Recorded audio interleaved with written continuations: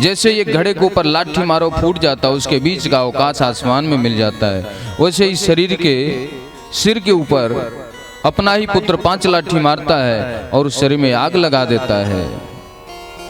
जो आत्मा है वो परमात्मा के पास चला जाता है। फिर ब्रह्मा जी के पास पूरी पोथी पन्ना जाता है, उसका लेखा जोखा होता है।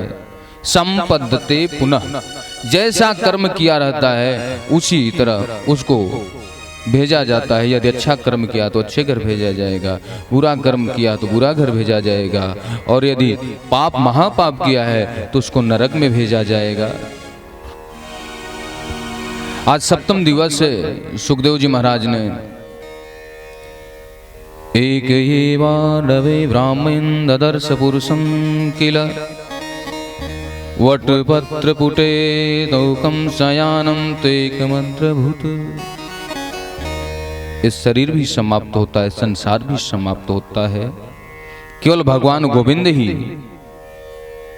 विराजमान रहते हैं। चाहे वो वर्तमान काल हो, भूत काल, भविष्य काल, जल थल नभ, हमेशा भगवान ही विराजमान रहते हैं। उसी भगवान का ध्यान करके हमें अपना जीवन बिताना चाहिए। भगवान मार्कंडेय जी को 6 कल्प का प्रलय कालीन समय दिखाया, जब मार्कंडेय जी भगवान के जिह्वा से होकर के उनके मुख में प्रवेश करके पेट में जाते तो उनको सारा संसार दिखाई देता, और जैसे बाहर आते तो उनको प्रलयमान दृश्य दिखाई देता।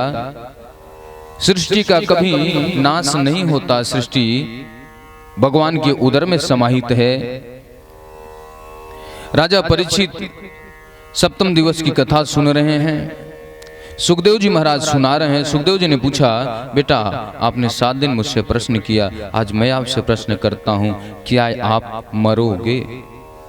राजा परीक्षित ने कहा कि प्रभु म्रियमाणस, मैं जिंदा ही कब था कि मैं मरूंगा। जिसके जीवन में भजन नहीं है वह मुर्दे के समान है। जिस दिन जिसके जीवन में भजन भगवान की भक्ति आ गई उस दिन से वह जीवित माना जाता है। तो प्रभु अभी तो आप 7 दिन से मुझे भजन सुना रहे हैं, अभी तो मैं गर्भ में हूं, अर्थात मैं आपकी गोद में हूं, मैं मरूंगा क्या? भक्त कभी मरता नहीं। जिसके जीवन में भक्त नहीं वह मरा हुआ म्रियमाणस, मरा हुआ जीव है, इसलिए भजन करना अनिवार्य है। सुखदेव जी महाराज वहां से उठे चले गए। राजा परीक्षित को सर्प ने ग्रसित किया। राजा परीक्षित अपने 5 भौतिक शरीर का त्याग करके भगवान गोविंद के धाम को गए। राजा परीक्षित के पुत्रों ने यज्ञ किया सारे सर्पों को मारने के लिए, लेकिन संतों ने आकर के समझाया, बृहस्पति जी ने आकर के यज्ञ बंद करवाया। बेटा विधि के विधान के अनुसार सब कुछ हुआ है। यदि आप सारे सर्पों को मरवा दोगे तो ब्रह्मा की एक सृष्टि समाप्त हो जाएगी, इसलिए यज्ञ को बंद कर दो। आइए हम लोग 2 मिनट प्रभु का नाम संकीर्तन करेंगे। इसके बाद आगे के जो भी कार्यक्रम होंगे उसमें सभी लोग 5 बार इस श्लोक को बोलना, और इस श्लोक को बोलते समय एक ही प्रार्थना करना कि गोविंद मैं आपका हूँ, आप मेरे हो।